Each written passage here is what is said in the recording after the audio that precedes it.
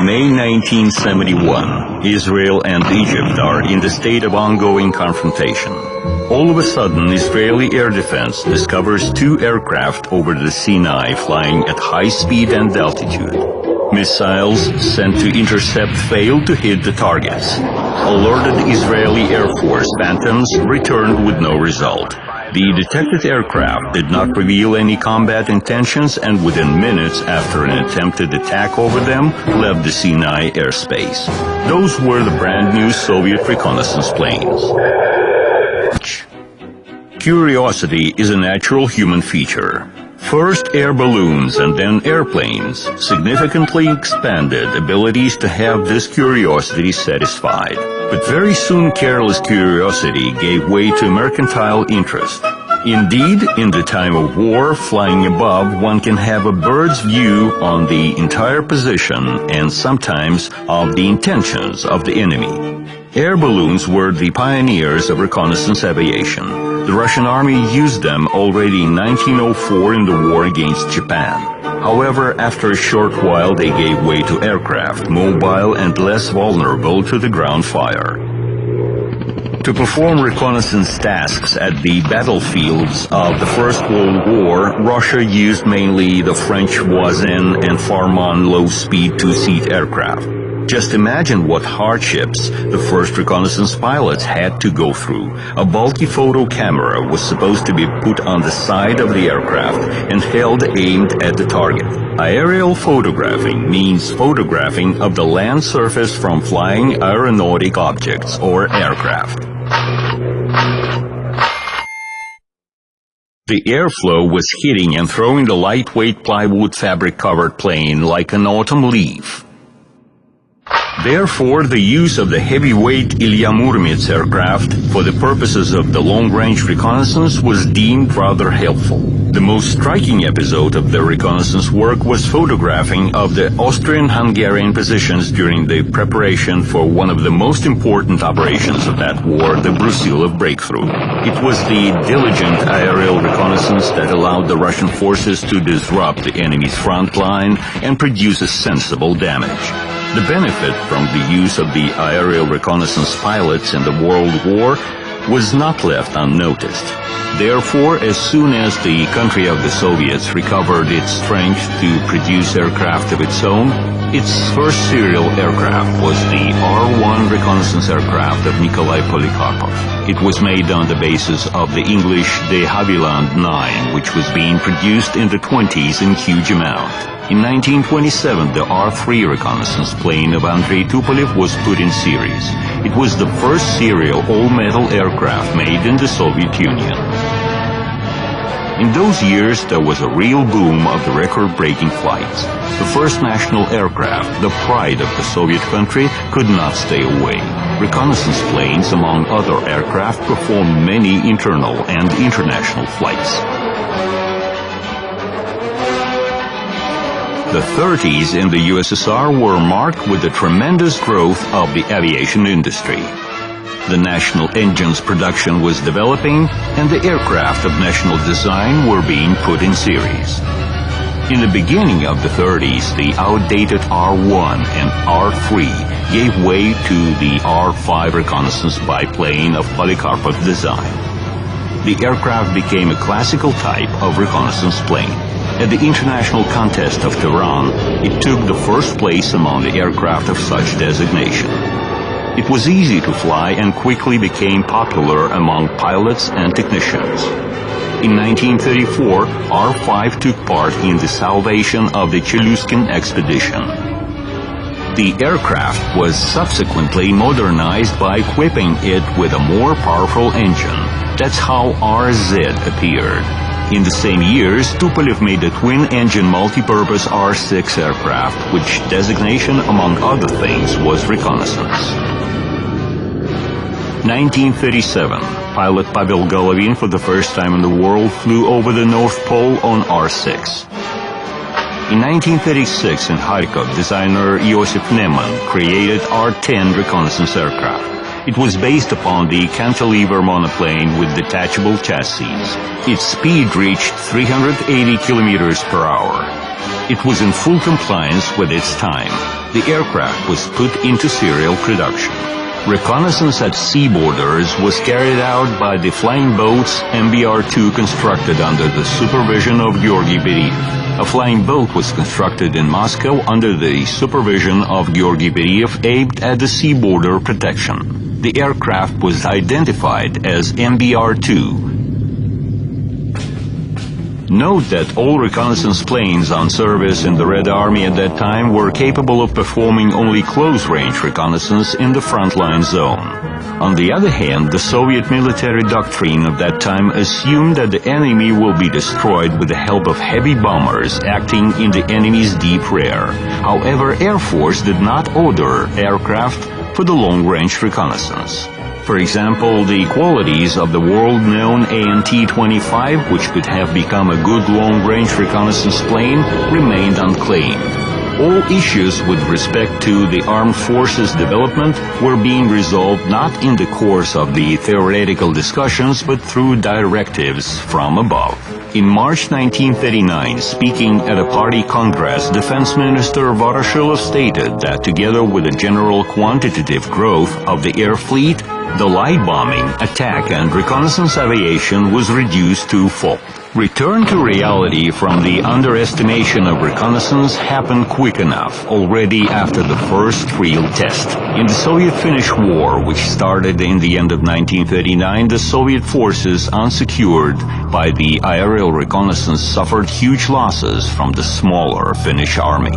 Entire divisions got into encirclements. Reconnaissance squadrons started to be immediately formed, equipped with the SB bomber, aircraft which were not at all made for reconnaissance, but capable of staying in flight for quite a long time. Experience of this brief war, which ended in March 1940, showed that reconnaissance is one of the most important elements in the preparation and conduct of military operations. Structural reformation started in the Air Force.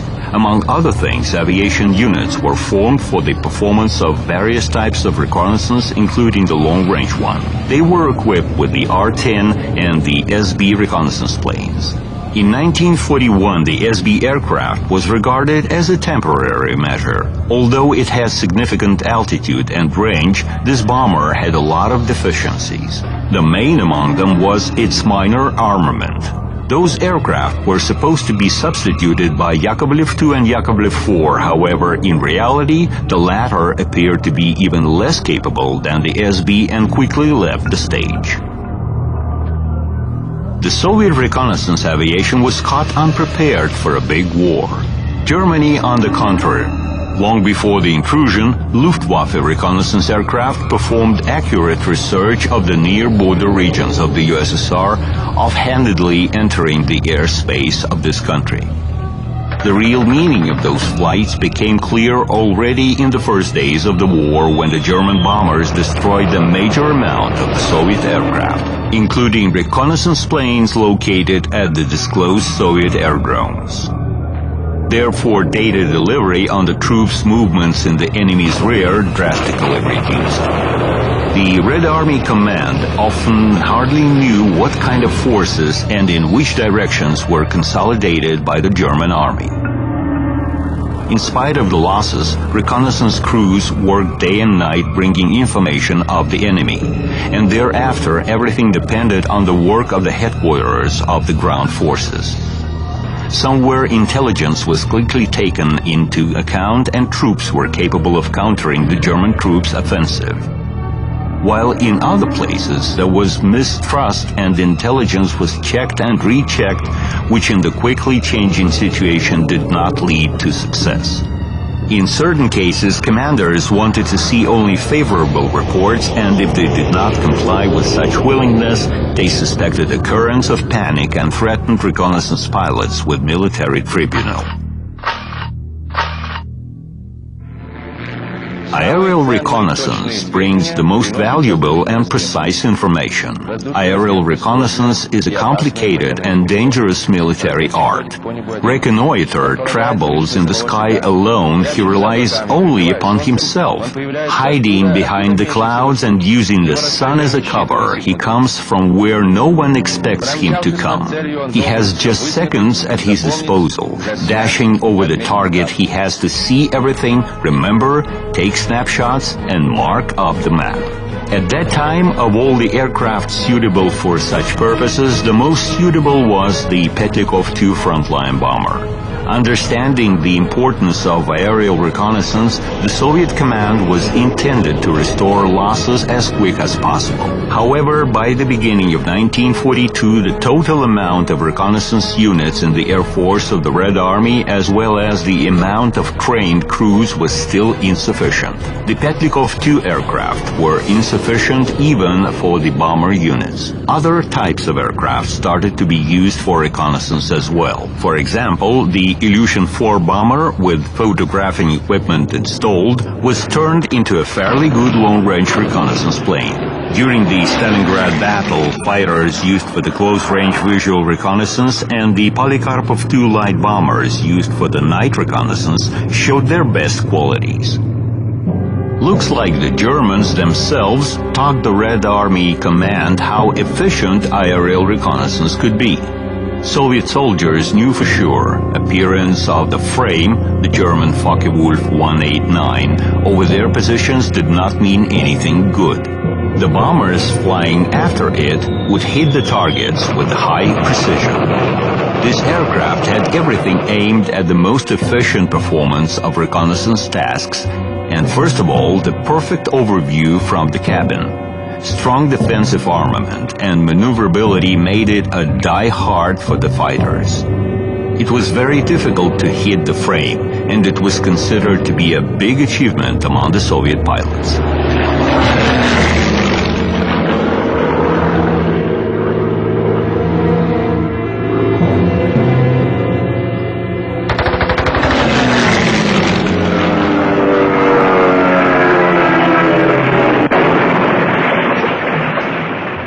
The quantitative and qualitative growth of the Soviet reconnaissance aviation by the end of 1942, and, what was more important, the more significance given to aerial reconnaissance, undoubtedly became important factors of the breakthrough in the war. Formation of new air regiments were in full speed in 1943. Situation with aircraft improved. There was no more deficit with Petlikov II. Ilyushin-4 and A-20 Boston and B-25 Mitchell American bombers sent over the Lend-Lease were performing reconnaissance flights.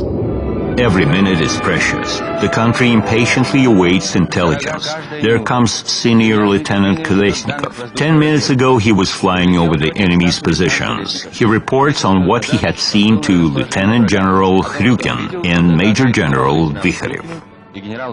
Collection of intelligence in large quantities and its proper analysis allowed to timely disclose enemy's preparation for the general battle of 1943 at the Kurskaya Duga.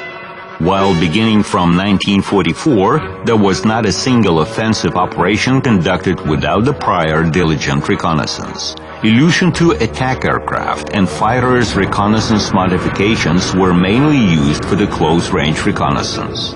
The long-range reconnaissance was, as before, performed by Petlikov II and Ilyushin-4, as well as by the new Tupolev II bomber.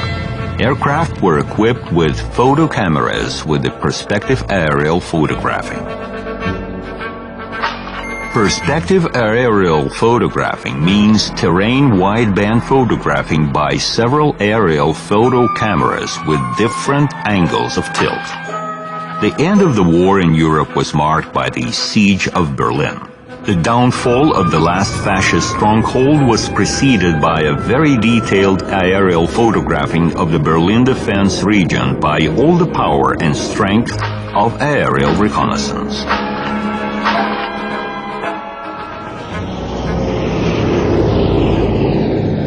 There was no time for the development of new aircraft. All strength and efforts were thrown at the production of the A-bomb and means of its delivery.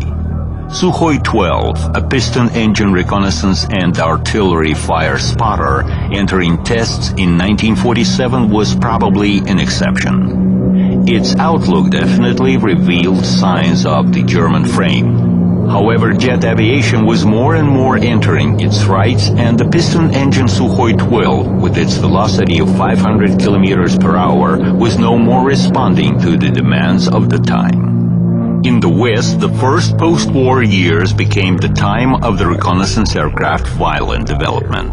Special attention was paid to the development of strategic reconnaissance.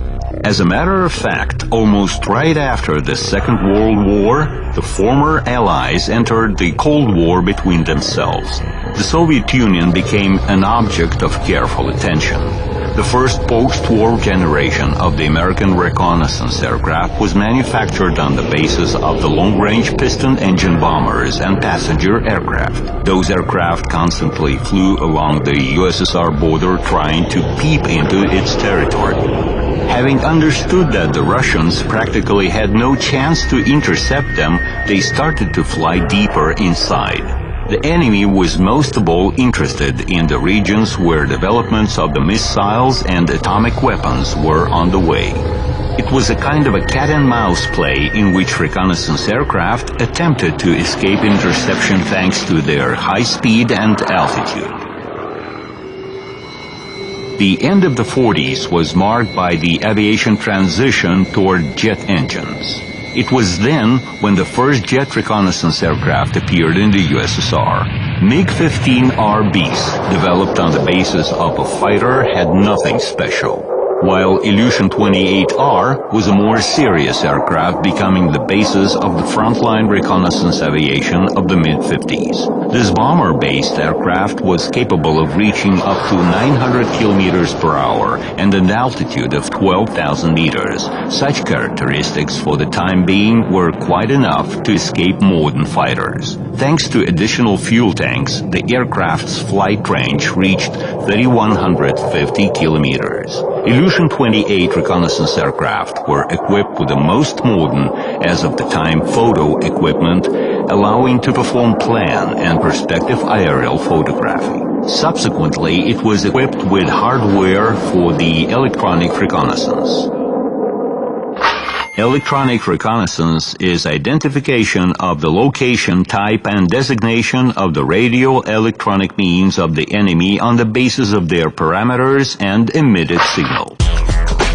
The Ilyushin reconnaissance aircraft served no less than 10 years in the Russian Air Force. By the end of the 50s, the velocity of the aircraft significantly increased, going beyond the sound barrier, and Ilyushin-28 lost its actuality with respect to speed, altitude characteristics, and the reconnaissance equipment contents.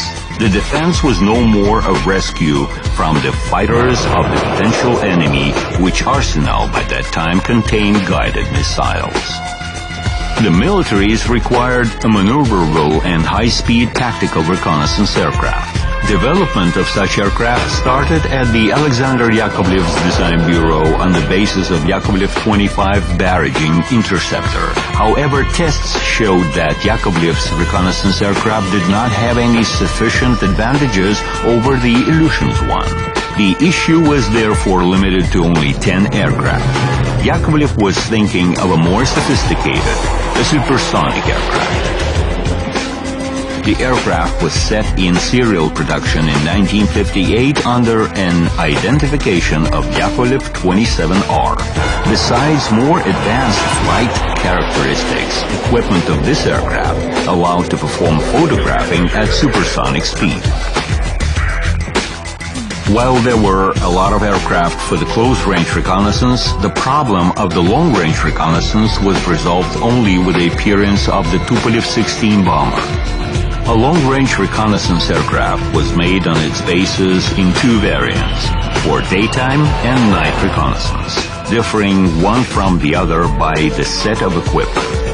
pods with the radio-electronic equipment were suspended on the pylons under the wing, while photo cameras were put in the fuselage. Later, a detailed radio intelligence station was located in the same place. In the second half of the 50s, Tupolev 16R started to serve at the long-range reconnaissance regiments. They also served in the naval aviation. Unlike its onshore variants, the naval ones were equipped with a more powerful radar. It was in the Navy that such aircraft demonstrated its best qualities. Their main task was to look after the aircraft carrier groups of the probable enemy. Photos depicting the Soviet reconnaissance aircraft passing close to the American and British aircraft carriers could be often seen in the Western press of the 70s.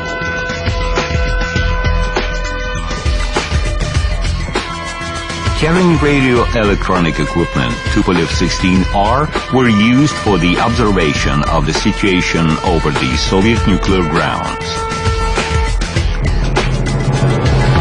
Radiological aerial reconnaissance means reconnaissance with respect to the character, range, and extent of the radiological contamination of the terrain and airspace.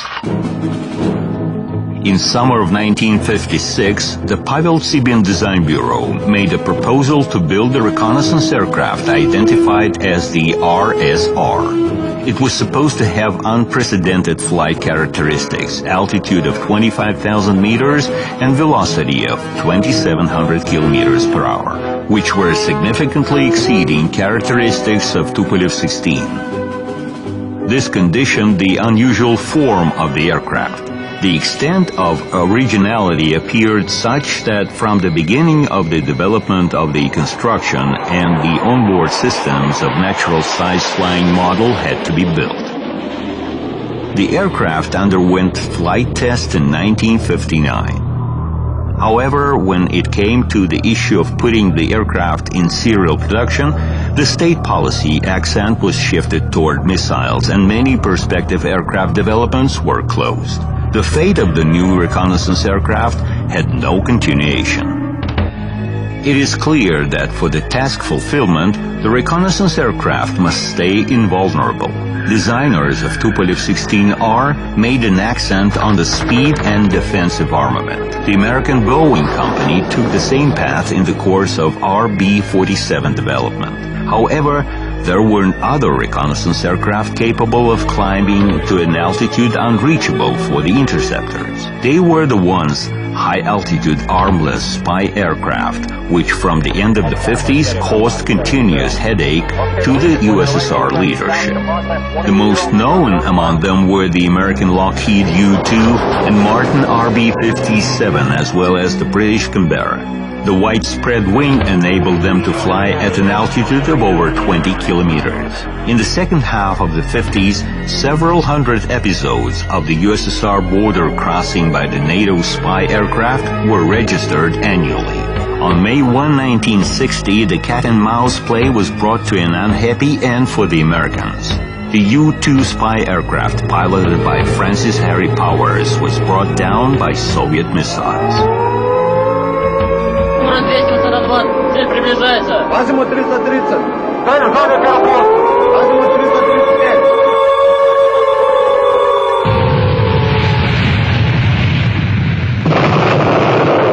Attempts to produce a high-altitude spy aircraft were made in the USSR as well. The resolution of April 18, 1958 in this connection was deemed so important that it was classified twice by Science, highly confidential and top priority. Design works were assigned to the Yakovlev Design Bureau. Having taken the Yakovlev 25R reconnaissance aircraft as the basis, designers changed the wing. The aircraft was equipped with two high-altitude engines of Tumansky. The aircraft was identified as Yakovlev 25RV, where V signified altitude. 1959. Test pilot Vladimir Smirnov piloting Yakovlev 25RV set a world record by taking a cargo of 1 ton to an altitude of 20,456 meters.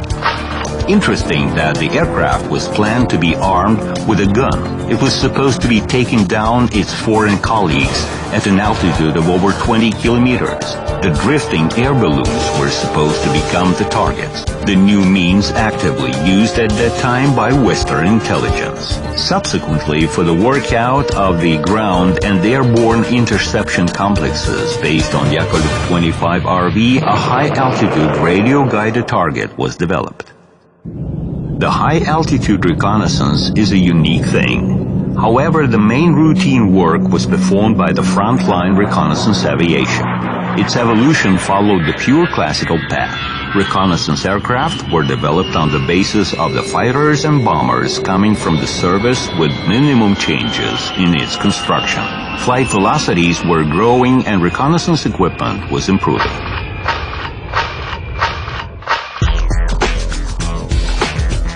In the end of 1960, development of the Yakovlev 28R frontline reconnaissance aircraft started on the basis of the Yakovlev 28 supersonic bomber. The test sample construction was completed in 1962, and the first serial aircraft were issued in 1966. This aircraft turned to be the most successful among the Yakovlev 28 series. It had numerous modifications for the performance of highly specific tasks. Reconnaissance equipment of this aircraft included television cameras. Television aerial reconnaissance means collection of the data on the enemy with the help of a TV camera transmitting real-time information. One of the most successful fighters of the 60s, MiG-21, also had a reconnaissance version. Equipment was located under the fuselage in a compact suspended pod.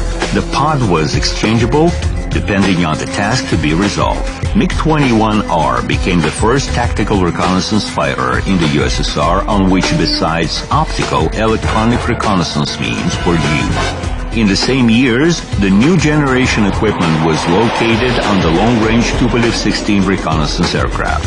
However, starting from the second half of the 60s, the altitude velocity characteristics of this aircraft became insufficient.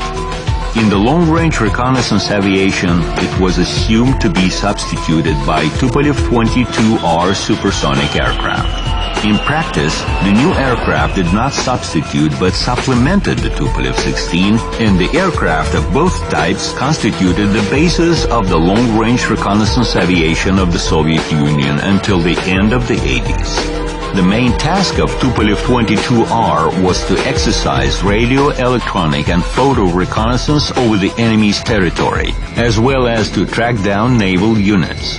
This aircraft was being modernized throughout its entire service. New models appeared with a more updated equipment and expanded capabilities. For the range expansion, these aircraft were subsequently equipped with the in-flight refueling system. After the Caribbean crisis, the NATO Navy made its activity in the world wide waters more active. Capabilities of the new long-range reconnaissance aircraft in service in the USSR were not always enough.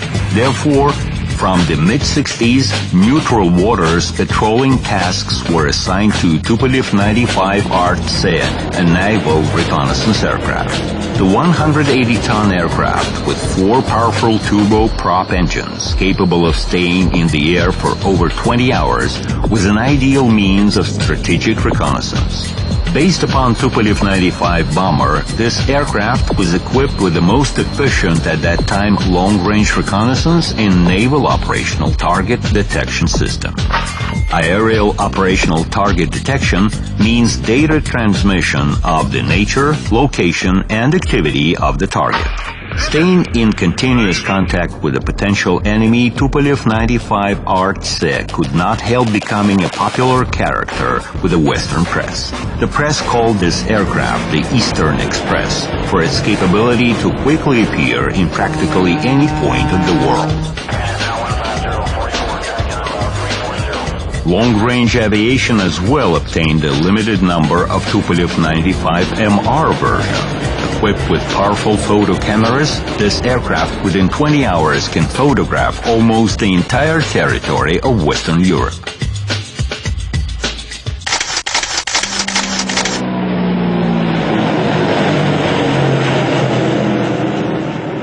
special place among reconnaissance means was occupied by the unmanned aircraft. Until ballistic missiles became a reliable striking force, the missile aircraft were made as an alternative thereto.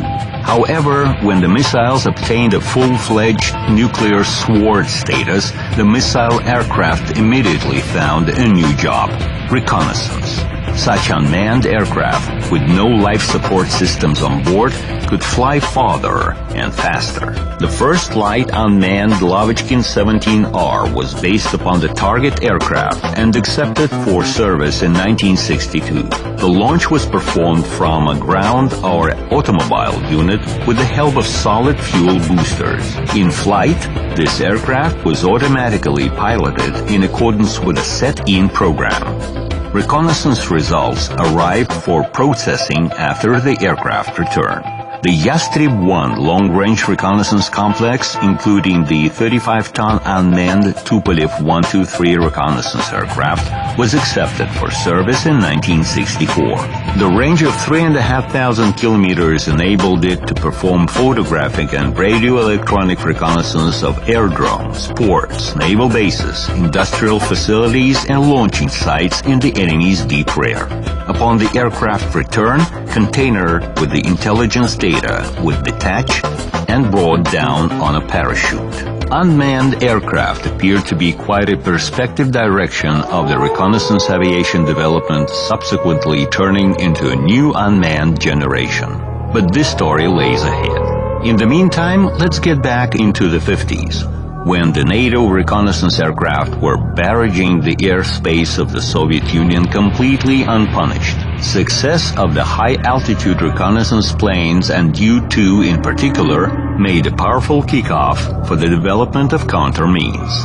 Spy aircraft irritated the Soviet leadership so much that by the beginning of 1960, an idea was born of a high-altitude and high-speed interceptor capable of putting an end to the outrage of the Americans. The Mikoyan Design Bureau had a good groundwork in the development of such aircraft. It was assigned to create an interceptor, which subsequently was called MiG-25. The assignment assumed outstanding parameters.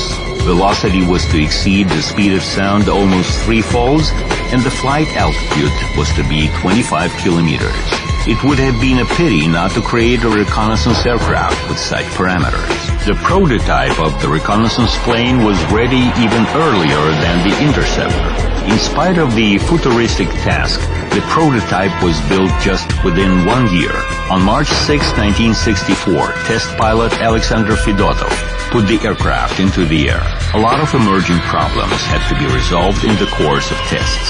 Due to significant heat-up of the aircraft at high supersonic speed, designers had to create a powerful cooling system that would impact the reconnaissance equipment as well, while the high altitude urged designers to develop a more sophisticated photo equipment. The same year, the militaries issued an assignment to modify the reconnaissance plane into a reconnaissance bomber version. MiG-25RB was capable of carrying up to 10 half-a-ton bombs and destroy targets from an altitude of 20 kilometers. MiG-25RB is designated to resolve tasks of aerial photographing and electronic reconnaissance, as well as to produce bomb strikes over the enemy's facilities within operational depth. Already in autumn of 1971, 5 aircraft and crews were sent to Egypt. The first test flights over the Egyptian territory were performed in March, while starting from April, they flew over the occupied Sinai Peninsula and over Israel, including its capital, Tel Aviv. Raids were conducted at an altitude of 20 kilometers at a speed of 2,800 kilometers per hour. Photo equipment of the aircraft allowed to take high-quality shots with tiny details.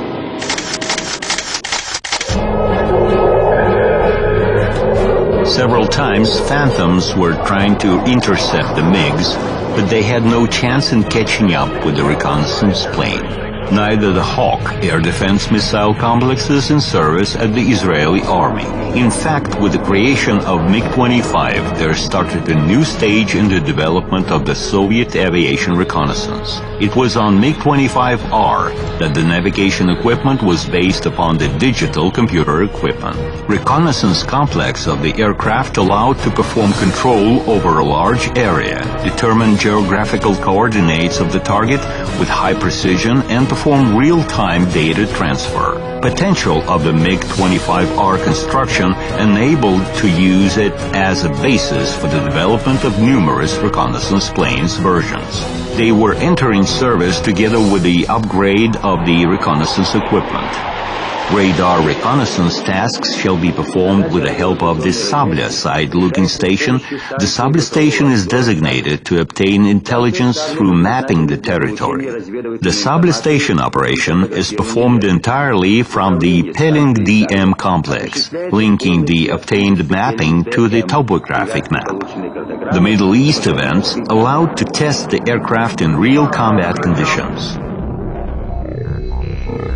However, MiG-25 was not the only one possessing outstanding characteristics. By the end of the 50s, having sensed that the Soviet countermeasures against the low-speed U-2 will soon be found, the U.S. government ordered Lockheed to produce not only a high-altitude but a super-fast strategic reconnaissance plane. The plane was called SR-71 and named the Blackbird. Fantastic look of this aircraft coincided with the no less fantastic flight characteristics. Altitude of over 25 kilometers and speed of 3,200 kilometers per hour. With such characteristics, it was practically invulnerable for the Soviet interceptors. The cat-and-mouse play reached a new level. Although Americans stopped flying into the Soviet airspace, the U-2 scandal of 1960 was still memorable. Besides, it was not clear about the stage of readiness of the new Russian high-speed interceptor and about how far was the progress in the Soviet air defense missiles. Therefore, both the American SR-71 and the Soviet MiG-25R for many years performed reconnaissance tasks flying mainly along the contact borders of the two world systems, the capitalist and the socialist. As of today, SR-71 remains the fastest aircraft in the world. Its speed record of 3,529 kilometers per hour has not been surpassed. MiG-25 also has several absolute records. For example, no existing aircraft can beat its record of climbing to 37,650 meters. The main path of the reconnaissance aviation development consisted of two components: evolution of aircraft and evolution of the reconnaissance equipment itself. As to the first component, this or that successful aircraft construction of other designations were taken to serve for reconnaissance purposes. For example, civil aircraft having one feature important for reconnaissance: a spacious fuselage to host equipment and operators, as well as significant flight endurance. Americans, for example, have developed a number of wide designation RC-135 reconnaissance planes on the basis of the passenger Boeing 707. In the Soviet Union, the military cargo Antonov 12 and the passenger Ilyushin 18 made the basis for different types of reconnaissance aircraft. The reconnaissance version of the Ilyushin's airliner was identified as Il-20. The civil Antonov 30 aircraft, which main designation was to perform mapping, could also be used as a military photo reconnoiter. Beginning from 1981, Antonov 30 was used in the military action in Afghanistan. It performed visual surveillance and targeting for the combat aviation, photographing of the bomb and strike regions and spots of the airborne troops landing, as well as to rescue the hit aircraft and helicopters. As before, for tactical reconnaissance, aircraft with minimum refurbishment were used. Thus, Sukhoi 17M3R and 17M4R, built on the basis of the fighter bombers of the end of the 70s, Those aircraft proved their efficiency during the Afghan War. Another reconnaissance aircraft of the Sukhoi Design Bureau appeared in 1980, when at a certain loop of progress, both in the Soviet Union and in the West, there started development of the aircraft capable of performing combat tasks at low and critically low altitudes. At such flights, aircraft stood long unnoticed by the enemy's radars. With the appearance of the Sukhoi 24 frontline bomber adapted for the activities at low altitude, its reconnaissance modification Sukhoi 24MR was developed. This aircraft can carry out tasks day and night in any weather in a wide range of altitudes and velocities under conditions of the enemy's radio-electronic jamming. All delivered and transmitted intelligence is used consistent with the navigating flight parameters. Another form of reconnaissance to which aviation had direct relation was the radar early warning. The radar early warning is detection of the flying aircraft and on-ground targets with the determination of their characteristics and coordinates at a distance of up to 1,000 kilometers. In the mid-50s, there emerged the problem of protecting the northern borders of the USSR, the direction of the most probable US attack. Construction of a network of ground radar stations within a short period of time at such a long range seemed unrealistic. The way out was in the establishment of the airborne radar surveillance. Work started in 1958. The aircraft development was assigned to the Tupolev Design Bureau. Tupolev 114 airliner with its voluminous fuselage was selected as the carrier. The antenna dimensions, conditioned by the signal power consumption, did not allow to locate it inside the aircraft. Therefore, it was mounted on top of the fuselage in a disc-shaped pancake cover of 11 meters in diameter.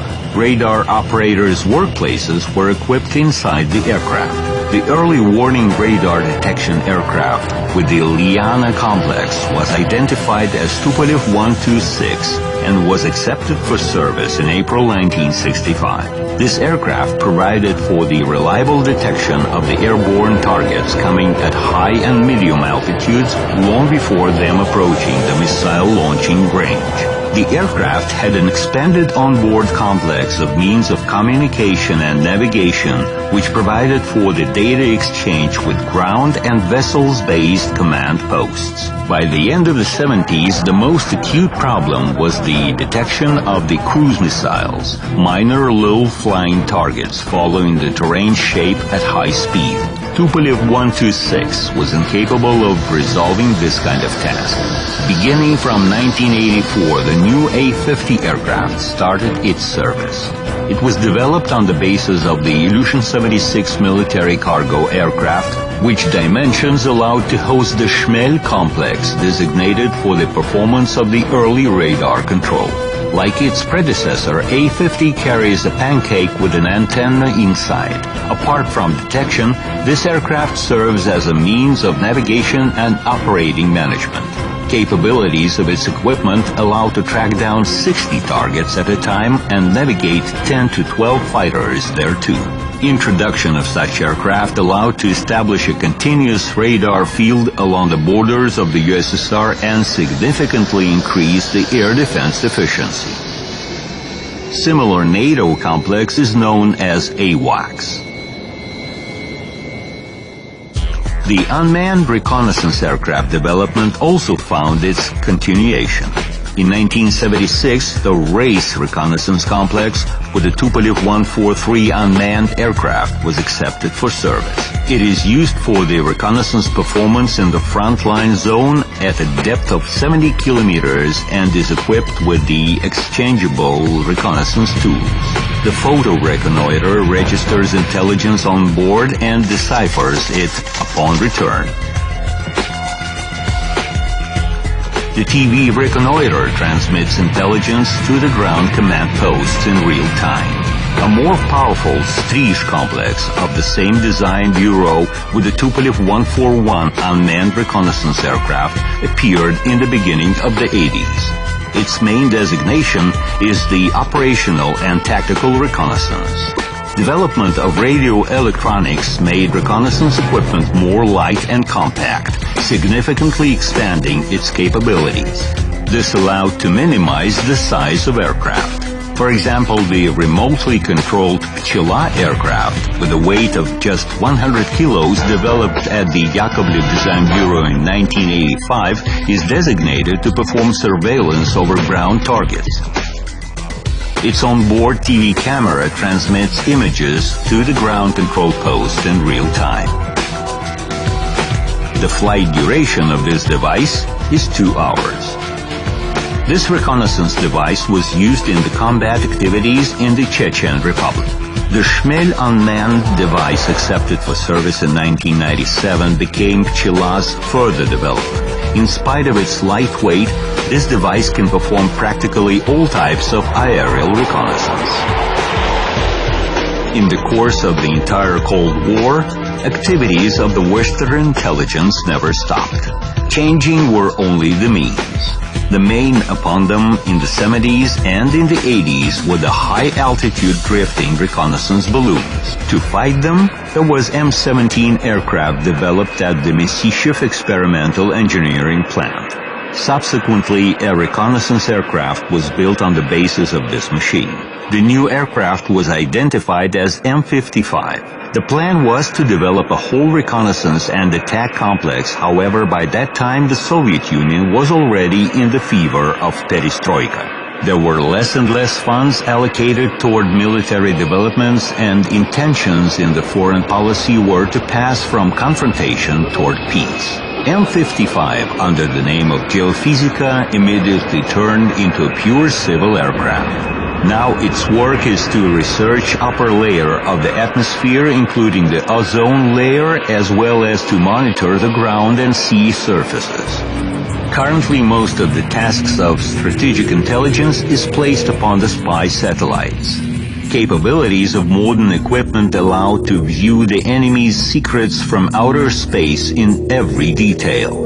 However, in spite of the seemingly unlimited abilities of the modern orbital reconnaissance complexes, aerial reconnaissance is still in demand. All these years, Americans never stopped upgrading their notorious U-2 spy aircraft. Its efficiency was increased by equipping it with more and more sophisticated reconnaissance devices. In 2003, a brand new unmanned aircraft, Global Hawk, was accepted for service in the U.S. Air Force. This flying robot performs the entire flight from takeoff to landing in an automatic mode and can spend 36 hours in the air, covering 22,000 kilometers. The Russian Army service today, together with the intelligence veterans MiG-25, includes A-50 airborne early warning aircraft, Sukhoi 24MR frontline reconnaissance aircraft, and the unmanned flying devices. Nowadays, functions of early warning, tactical reconnaissance, and other aircraft targeting can be performed by fighters. Thus, a quad of MiG-31 interceptors is capable of controlling a 900-kilometer-long frontline airspace. A modern reconnaissance aircraft built on the basis of Tupolev 22M3 missile carrier now serves in the long-range reconnaissance aviation. The world has changed a lot by the 21st century. There is no more global confrontation. Former Cold War enemies communicate freely at international exhibitions. Once secret NATO aircraft fly into the once no less secret aerodrome of the Flight Research Institute in Zhukovsky to take part in international aviation and space salons. In spite of all this, new developments in the sphere of aerial reconnaissance continue in many countries, since without reconnaissance, even the strongest army will trifle away its efforts. Aerial production.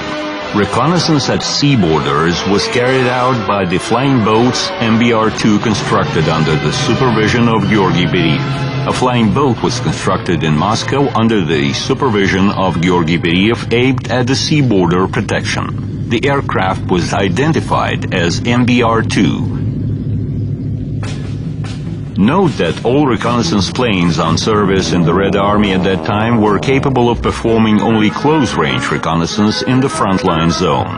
On the other hand, the Soviet military doctrine of that time assumed that the enemy will be destroyed with the help of heavy bombers acting in the enemy's deep rear. However, Air Force did not order aircraft for the long-range reconnaissance. For example, the qualities of the world-known AN-T-25, which could have become a good long-range reconnaissance plane, remained unclaimed. All issues with respect to the armed forces development were being resolved not in the course of the theoretical discussions, but through directives from above.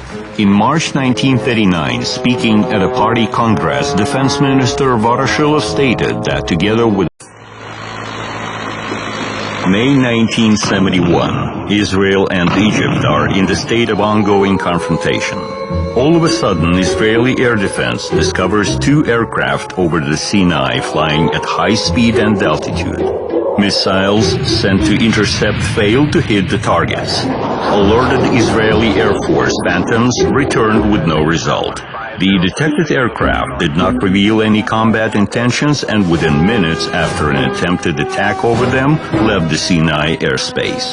Those were the brand new Soviet reconnaissance planes.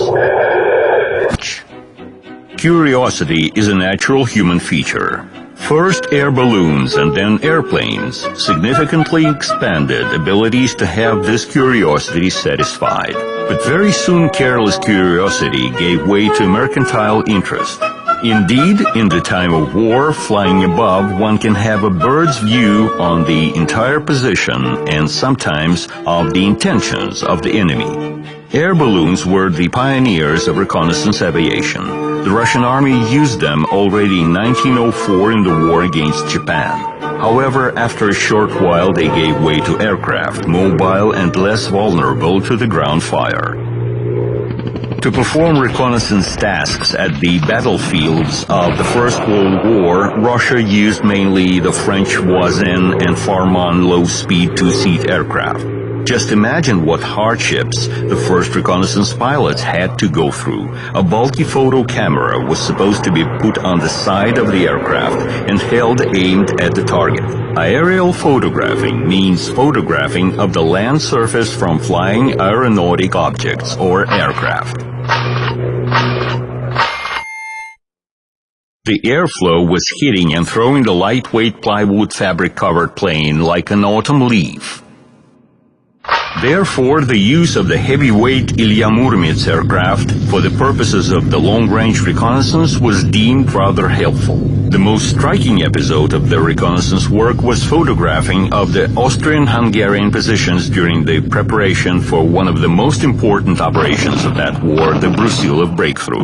It was the diligent aerial reconnaissance that allowed the Russian forces to disrupt the enemy's front line and produce a sensible damage-free, gave way to the R-5 reconnaissance biplane of Polikarpov design.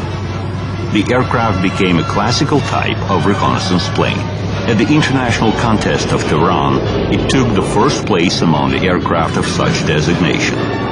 It was easy to fly and quickly became popular among pilots and technicians. In 1934, R-5 took part in the salvation of the Cheluzkin expedition.